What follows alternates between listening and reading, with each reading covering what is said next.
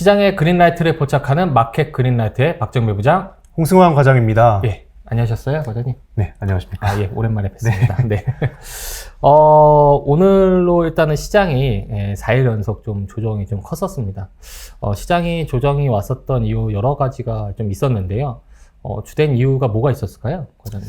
최근에 좀 2차 전지의 하락이 되어지는 것 같고, 예. 이제 어제 같은 경우에는 이제 SG에서 그렇죠. 매도가 굉장히 지주사들의 매도가 많이 나왔어요. 예, 맞습니다. 네. 뭐 CFD 발로 해서 뭐 반대 매매가 많이 나왔다, 뭐 이런 얘기가 나왔고요. 그리고 뭐 2차 전지도 뭐 여러 이슈가 있었겠지만은 뭐 차익 실현 뭐 상황일 수도 있겠지만은 일단 뭐 시가총액 큰 종목들이 그렇게 좀 많이 빠지면서 또 시장 좀 하방 압력에 더 큰 영향을 줬던 것 같습니다.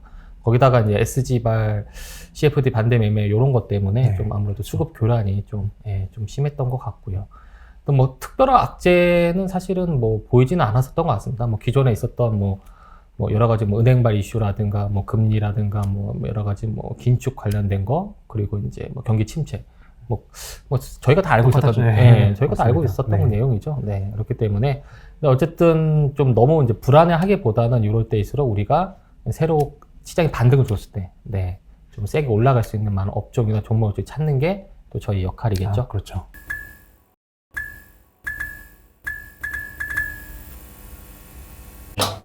오늘 사실은 현대기아차 쪽이 좀 좋았죠. 아, 예. 예. 그렇죠.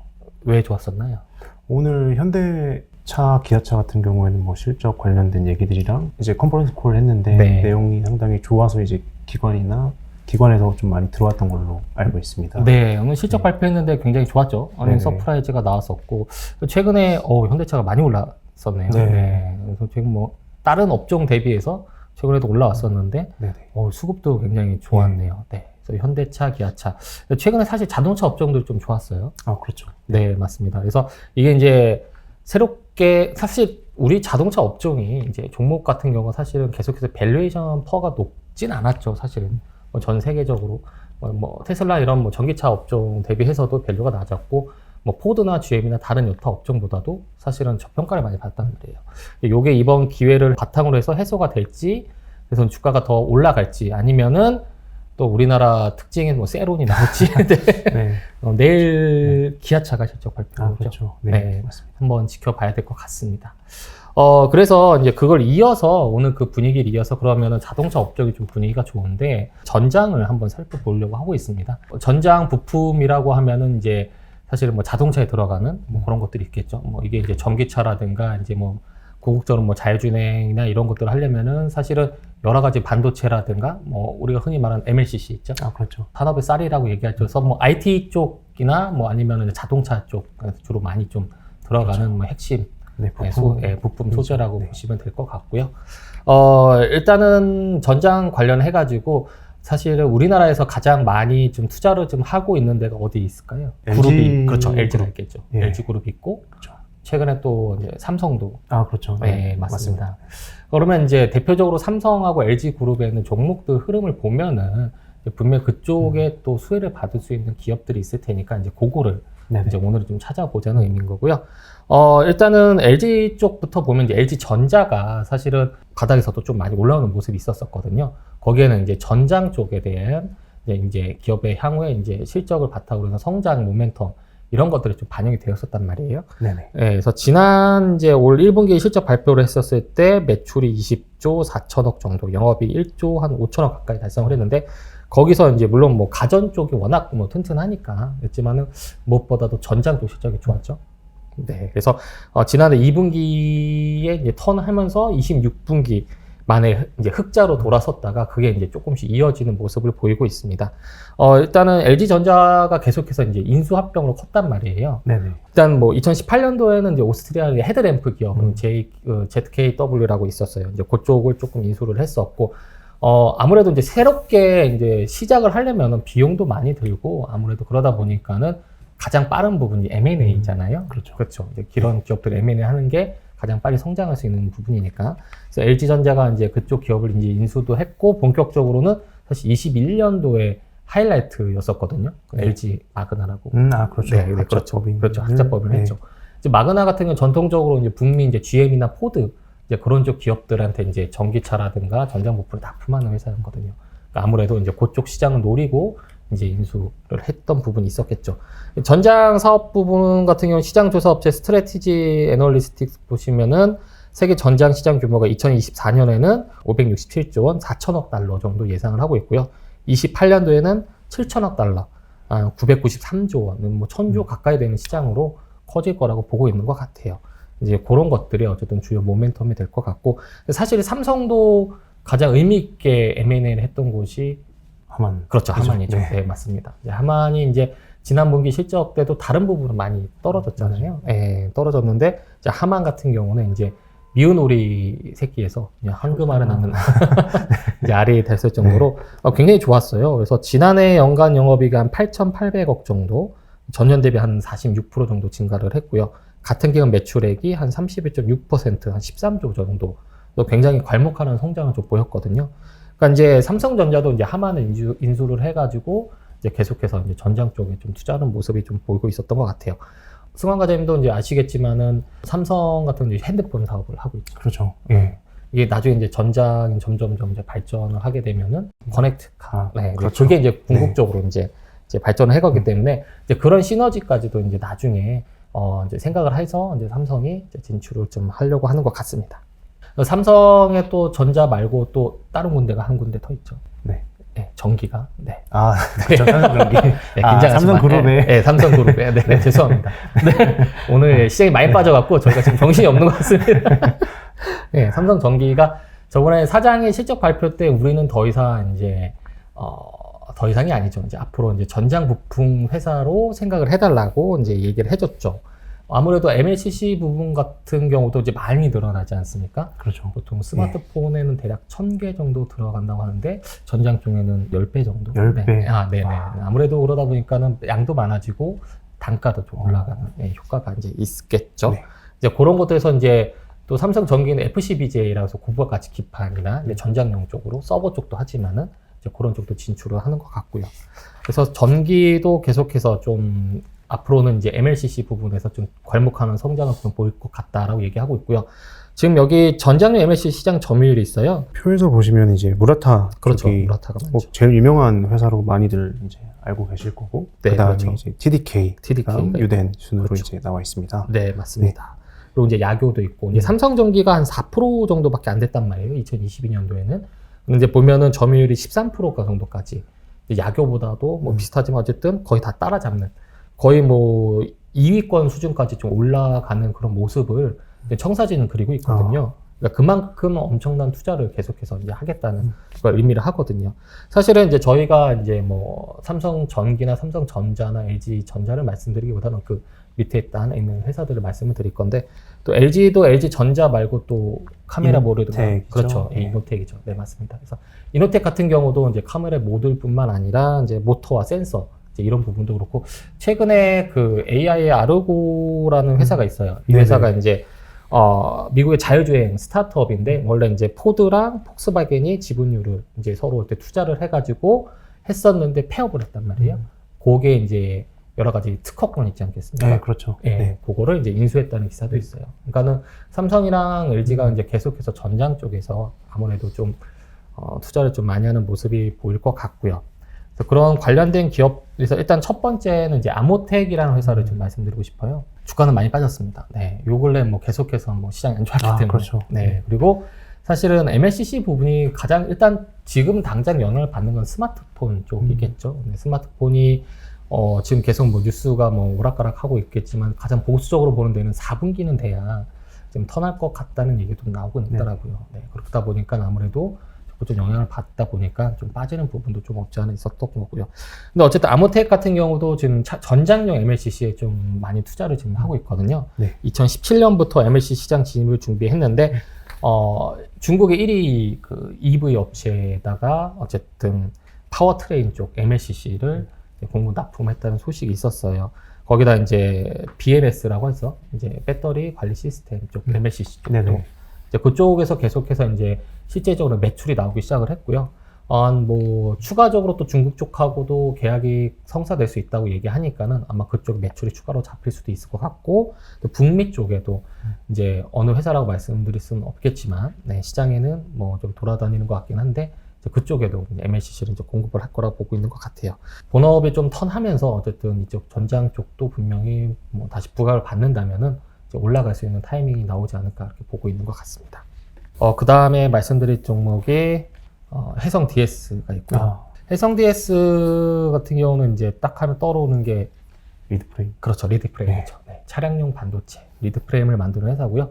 간단하게 얘기하면은 이제 리드 프레임이라는 건 사실 이제 레거시 공정이라고 보통 다들 많이 알고 있잖아요. 이제 보면은 이제 칩 보면은 반도체 칩 이제 뭐 보면 그 거미팔처럼 이렇게 사방으로 이렇게 연결되어 있는데 이제 그게 이제 리드 프레임인데 이제 칩하고 기판하고 이제 연결을 해주는 부분이고, 그 안에 이제 그 몰딩이라고 하죠. 그 안에 들어간 또 작은 칩에는 또 본딩 와이어라고 해가지고 굴이나 이런 걸로 해갖고 또 연결하는 리드 프레임과 또 칩을 연결해주는 이제 그런 것들이 있는데, 일단 보통 사람들이 생각하기에는 리드 프레임 이제 레거시 공정이다. 이제 요즘에는 뭐 플릿 칩이라고 하죠. 뭐 이제 뭐 하이브리드 본딩이라든가 그러니까 어드밴스드 패키지라고 해가지고 저기라고 하지만은 사실 자동차에 들어가는 반도체의 가장 중요한 특성이 뭐가 있을까요?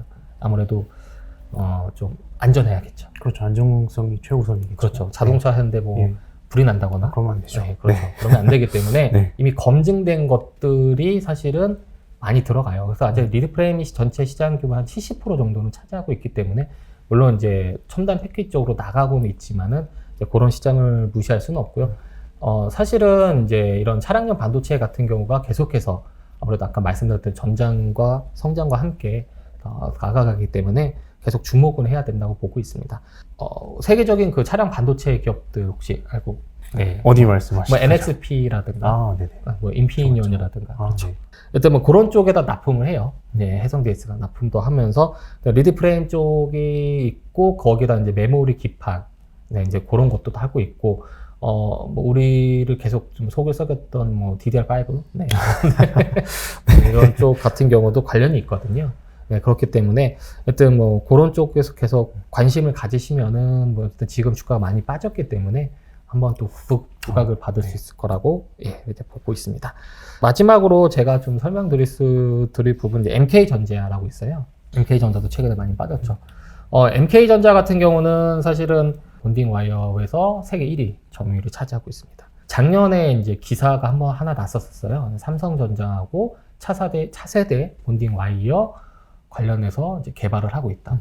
그러니까 삼성도 뭐 저번 시간부터 계속 말씀드리지만 어쨌든 저 차량용 반도체라든가 전장 쪽에 계속해서 투자를 많이 하고 있기 때문에, 그러면 이제 이쪽에 이제 그동안 사실은 점유율이 굉장히 작았을 거 아니에요. 그러면 그렇죠. 이제 네네. 앞서 나가기 위해서는 어쨌든 좀 더 새로운 거를 개발을 해가지고 좀 점유율을 좀 빨리 뺏어와야 되기 때문에 또 그런 것들이 좀 뉴스로 좀 주목할 만한 뉴스라고 보고 있고요. 그 차량용 반도체에서 결국에는 이제 전도성이 굉장히 중요하거든요. 이제 그것도 이제 극한 환경에서 뭐 춥거나 아니면 덥거나, 네, 그렇죠. 뭐 습한 환경이 있기 때문에 이제 그런 환경에서 얼만큼 전도성이 좋으냐가 중요한데, 그런 게 가장 좋은 소재가 사실은 가장 비싼 금속이, 네, 아시다면 금이겠죠. 네. 네. 근데 금으로 저기 하게 있었지만은 이제 금보다 이제 비싸잖아요. 그렇죠. 네, 너무 비싸죠. 네, 맞아. 그래서 은이나 구리로 이제 대체를 하거나 새로운 뭐 코팅 기술을 개발을 해가지고 어쨌든 기존의 거를 좀 대체할 수 있을 만한 이제 그런 것들을 좀 이제 준비를 하고 있다고 보시면 되겠습니다. 네. 부가적으로 이제 솔더 페이스트라고 뭐 자주 이제 말씀을 드렸죠. 이제 IO 단자, 네, 솔더볼이라고 해서 패키지 기판하고 칩과 연결해주는 이제 그런 사업도 해요. 그래서 사실은 지난번에 한번 갑자기 뜬금없이 확 올랐을 때가 있었어요. MK전자가. 이제 그게 이제 대만에 뭐 특허나 이런 뭐 사용권을 뭐 등록을 했다는 게 뉴스가 나오면서, 그러니까 이제 지금 뭐 AI가 어쨌든 지금 난리잖아요. 그래서 엔비디아 GPU가 지금 뭐 수요를 못 따라갈 정도다. 뭐 가격도 뭐 계속해서 지금 급등을 하고 있다. 네, 뭐 이런 얘기가 나오고 있으니까 아무래도 그런 것들은 엔비디아가 TSMC에 위탁을 할 거 아니에요. 그럼 만들 때 이제 관련된 거를 제품을 이제 MK전자가 좀 뭐 납품할 수도 있다. 네, 맞습니다. 이제 그런 것들이 있었고, 마지막으로 지금 2차전지 쪽이 많이 좀 최근에 조정을 받고 있겠지만은 삼성 SDI하고 실리콘 극제 관련해서도 계속 기술 협력을 해오고 있었거든요. 그런 모멘텀들이 있으니까는 어떤 뭐 주가 빠졌을 때 너무 이제 두려워하지 마시고 조금 괜찮지 않을까 이렇게 보고 있는 상황입니다. 풍력을 네. 가져왔어요. 네. 이제 뭐 과거에는 이제 지구의 온도 상승으로 이제 네, 해수면 그렇죠. 상승한다라고 해서 이제 최근에도 뭐 뉴스 보면은 몰디브가 잠긴다. 아, 뭐 이래서 그렇죠. 뭐 신혼여행 때 무조건 가야 된다라고 하는 맞습니다. 국가로 나와 있는데 아, 저는 못 갔어요. 네. 저도 가봐야 되는데 네, 그렇죠. 최근에 이제 온도가 올라가면서 신재생 에너지에 대한 투자가 그렇죠. 많이 늘어나고 있는 상황이고 그렇죠. 그리고 최근에 보면은 전쟁 때문에 이제 원유랑 석탄, 천연가스 가격이 굉장히 많이 올랐잖아요. 네. 그래서 전쟁 때문에 이제 에너지 자립을 위해서 신재생 에너지에 대한 투자가 좀 많이 늘어나고 있습니다. 이제 OECD 기준으로 했을 때 GDP 대비 에너지 소비 비중 추이 전망인데 이쪽도 21년 기준으로 해서 이제 급등하는 모습이 나와 있고요. 거의 뭐 1, 2차 오일쇼크 때만큼 올라갔나요? 맞습니다. 네. 그리고 밑에 보면은 뭐 유럽 국가들에서 이제 에너지 가격이 얼마나 많이 올랐는지 추이를 좀 보여주고 있고요. 이제 과거에는 신재생 에너지를 이제 도입을 못했던 이유가 발전 단가가 안 맞아. 그렇죠. 서였어요. 맞아요. 태양광 같은 경우도 그렇고 풍력 같은 경우도 이제 워낙 규모가 크다 보니까 맞습니다. 이제 투자를 좀 미뤘었는데 그리드 페리티라고 하죠. 이제 신재생 에너지로 전기를 이제 생산했을 때 비용과 이제 화력 발전으로 전기를 생산했을 때 비용이 이제 맞춰지는 균형점까지 내려와서 지금은 태양광이랑 이제 풍력에 투자를 해도 이제 그만큼 효율을 좀 뽑아낼 수 있다라고 보고 투자를 좀 늘리는 거라고 생각을 하고요. 실제로 2022년부터 25년까지 풍력 설치 대수를 보면 이제 미국이 좀 가파르게 늘어나고 있는 걸 알 수가 있어요. 그래서 저는 일단 이거에 미국에서 투자가 많이 일어난다는 거에 좀 초점을 두고 이 종목을 가져왔고요. 유럽에서도 이제 북해 쪽으로 이제 풍력 단지를 세운다라고 하는 뉴스가 최근에 나와서 하나 가져와 봤고 G7 일본에서 회의를 네. 했는데 여기서도 태양광이랑 이제 해상 풍력 관련해서 투자를 많이 늘릴 거라고. 뭐 이쪽 뭐 G7뿐만 아니라 뭐 얼마 전 태국이었나요? 아 그렇죠. 네, 태국에서도 이제 맞아요. 풍력 발전 뭐 등등 얘기도 있었고 뭐 전 세계가 뭐 기후가 이상 기후가 계속 발생되고 하니까는 아무래도 이제 이쪽에 계속 관심이 많아지는 거는 뭐 자명한 일이겠죠, 사실은. 그렇죠. 뭐 작년에는 이제 뭐 태양광 관련해서 이제 주가들이 좀 좋았었고 이제 올해 같은 경우에는 저는 풍력이 한번 움직일 수 있을 거라고 생각을 해서 일단 가져와 봤고요. 보시면은 이제 G7에서 이제 2030년까지 예상 목표치예요. 근데 목표치죠. 네, 이제 태양광 같은 경우는 315기가와트에서 1000기가와트까지 뛴다라고 보고 있고 전망을 하고 있고 해상 풍력 같은 경우는 24기가와트에서 150기가와트까지 전망을 하고 있어요. 그래서 해상 풍력이랑 이제 태양광을 봤을 때 해상 풍력은 약 7배 성장을 하지만 태양광은 이제 3배 성장을 한다라고 봐서 저는 뭐 태양광 이제 솔라 에너지 같은 경우 미국에서 신고가를 내고 있는데 그렇죠. 근데 이제 풍력이 기저효과로 조금 더 성장할 수 있지 않을까라는 생각에 저는 풍력을 좀 더 좋게 보고 있습니다. 예. 이번에 뭐 미국의 IRA가 어쨌든 통과가 됐죠. 그렇죠. 네. 그게 그러면 사실 핵심이죠. 가장 핵심이겠죠. 네, 그러면 맞습니다. 태양광보다도 풍력 네. 쪽이 더 그렇죠. 수혜를 네. 더 많이 이제 받을 수 있다. 맞습니다. 이렇게 보는 게 네네. 맞으시는 거죠? 예. 그래서 이 표에서 보면은 이제 IRA 발표 이후에 이제 퍼스트 솔라 주가랑 GE 주가인데요. 뭐 계속 우상향하고 있어요. 사실. 그러네요. 네, 네. 국내 기업들이랑 다르게 이제 조금 국내는 왜 가다 말까요? 그러니까요. 저도 좀 네. 답답한데 조금이라도 따라가줬으면 좋겠습니다. 그러니까요. 뭐 저번에 봤을 때 누가 분석한 거 보니까 뭐 조 단위로 네. 뭐 보조금 혜택을 받는다고 했는데 우리나라 참 뭐 네. 반영을 제대로 못하는 것 네. 같습니다. 네. 그래서 이제 첫 번째로 제가 좀 설명드릴 종목은 CS 윈드고요. CS 윈드요. 네, CS 윈드 같은 경우는 이제 2006년에 설립이 됐는데 중산풍력이라고 하는 업체로 설립이 됐어요. 그리고 네. 2007년에 CS 윈드라고 사명을 변경을 했고요. 그리고 처음으로 2011년에 GE로부터 풍력 타워 수주를 네. 받았습니다. 그리고 14년에 코스피에 상장을 했고 그 이후에 이제 M&A를 굉장히 많이 했는데 혹시 어느 국가에 하셨는지 혹시 그 베스타스 미국 법인도 한번 입수했었었죠. 그렇죠. 네, 맞습니다. 그런 쪽도 최근에 있었고. 뉴스가 네. 그렇고 이제 과거에 이제 터키 그리고 포르투갈 그리고 베트남, 대만, 말레이시아 뭐 전 세계 글로벌리하게 이제 M&A를 했어요. 근데 그래서 뭐 글로벌 회사가 되었죠. 네, 그렇죠. 그래서 각국에서 이제 생산을 할 수 있는 그렇죠. 그런 캐파 능력이 있는 네. 회사라는 게 사실 첫 번째 투자 포인트인 것 같고 두 번째는 여기 표에 보이는 것처럼 최근에 그 AMPC 관련된 얘기들이 좀 많잖아요. 그렇죠. 그래서 얼마만큼 이제 지원을 해줄지에 대한 얘기가 나오고 있는데 CS 윈드 같은 경우에는 지금 세제 혜택만 약 1,500억 원에 달한다라고 해요. 1,500억이요? 네. 그래서 AMPC에서 이제 10년 동안 메가와트당 3만 달러 정도를 이제 지원을 받는데 그 규모가 원화로 했을 때 방금 말씀드린 1,500억 정도 되고요.